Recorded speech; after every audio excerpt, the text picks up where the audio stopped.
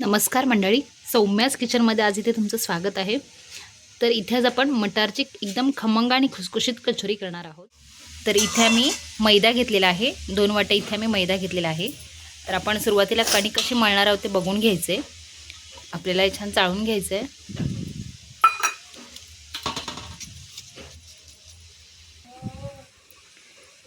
तर इथे बघू शकता 2 वाटे आम्ही मैदा घेतलेला आहे.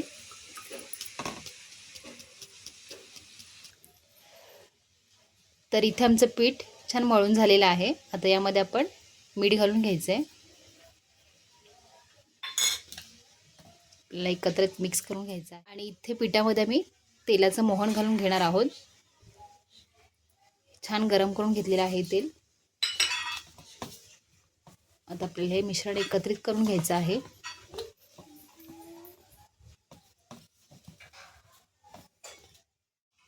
तर इथे आपण आता थोडं थोडं पाणी ॲड करत पीठ मळून घ्यायचे. पीठ आपल्याला एकदम घट्ट पण मळायचं नाहीये आणि एकदम पातळही मळायचं नाहीये.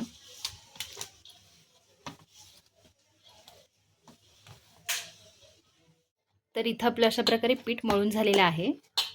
आणि बघू शकता आपण एकदम पातळही मळलेलं नाहीये पीठ. आणि आता आपण हे अर्ध्या तासासाठी भिजायला ठेवणार आहोत.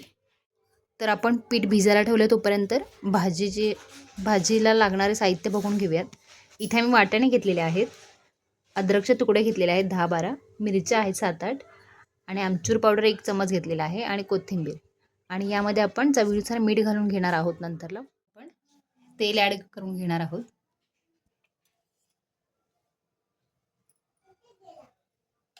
तर इथे आम्ही 2 चमच तेल घेतलेलं आहे. तेल आपलं थोडं गरम झाल्यानंतर आपण यामध्ये वाटाणे ॲड करून घ्यायचे.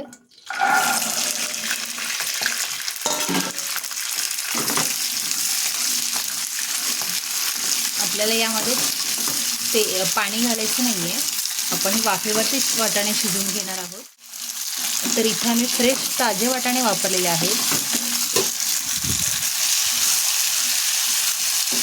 सुरुवातीला आपण वाटाणे छान तेलामध्ये भाजून घेणार आहोत. थोडासा कलर लालसर होईपर्यंत. तर इथे आमचे मटर तेलामध्ये छान भाजलेले आहेत. आता यामध्ये आपण मिरच्या आणि अद्रकचे तुकडे ॲड करून घेणार आहोत.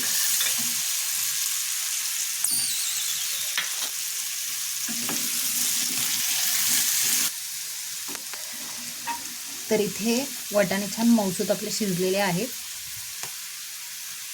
आता आपण गॅस बंद करून घेणार आहोत. आणि इथे आपण थोडा हिंग यामध्ये ॲड करून घ्यायचं आहे.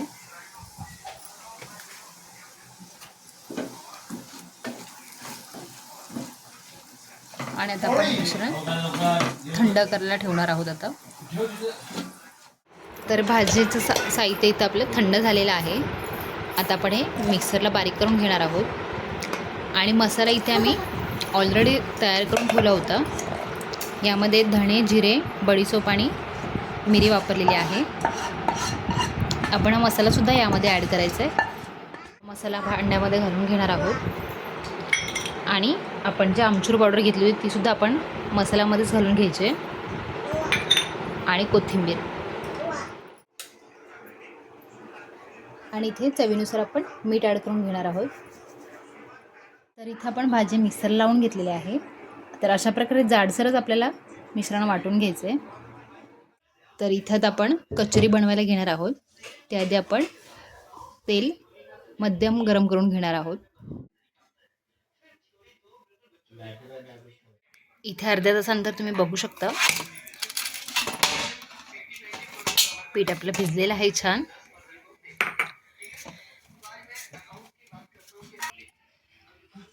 तर इथे सुरुवातीला आपण पुरी बनवायला जसा गोळा घेतो तेवढा छोट्या आकाराचा गोळा घेणार आहोत.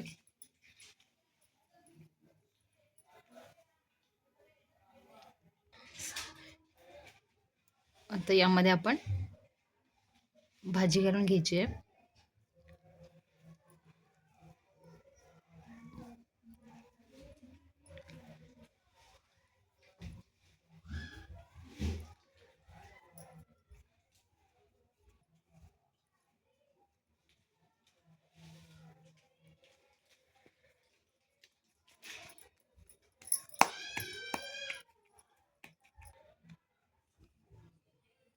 अशा आकाराची आपण कचोरी बनवलेली आहे.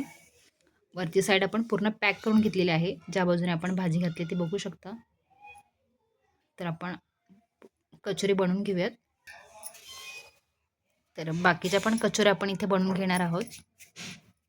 तर कचोरी तळण्यासाठी इथे आम्ही तेल मीडियम गरम केलेलं आहे. तर सुरुवातीला आपण एक छोटा गोळा टाकून बघूयात.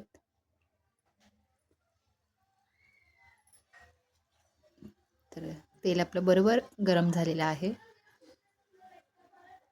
तर इथे आपण आता कचोरी घालून घेणार आहोत तेलामध्ये.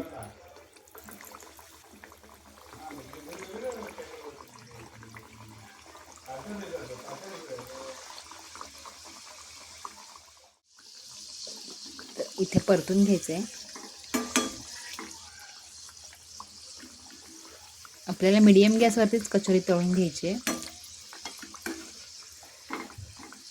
तेल जर कडकडीत गरम केले तर कचोरी वरून भाजली जाते, पण आतून कच्ची राहते आणि थंड झाल्यानंतर मग ती तेल जास्त खेचून घेते.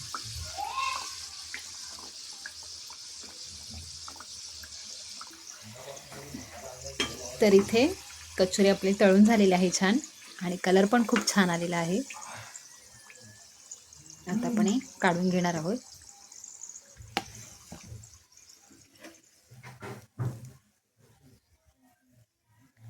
तर बाकीच्या कचोरी आपण अशा प्रकारे तळून घेणार आहोत. मी इथे बनवलेली आहे आणि खूप छान क्रिस्पी झालेली आहे आणि त्यासोबत इथे आम्ही गोड चटणी आणि ग्रीन चटणी केलेली आहे.